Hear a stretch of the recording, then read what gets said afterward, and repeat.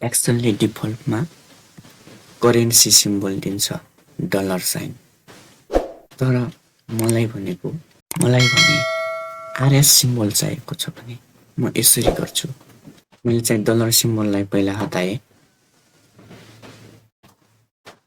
हटाइसकेपछि format sale dialogue बक्समा जान्छु र गइसकेपछि कस्टममा जान्छु।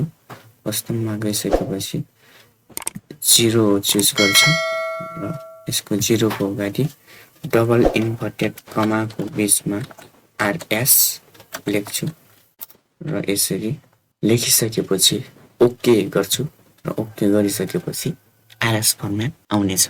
यसरी सजिलै आरएस फर्मेट राख्न सकिन्छ। साथीहरु, भिडियो कस्तो लाग्यो लाइक, कमेन्ट, शेयर र च्यानलमा नयाँ हुनुहुन्छ भने च्यानललाई सब्स्क्राइब गर्न नभुल्नु। धन्यवाद।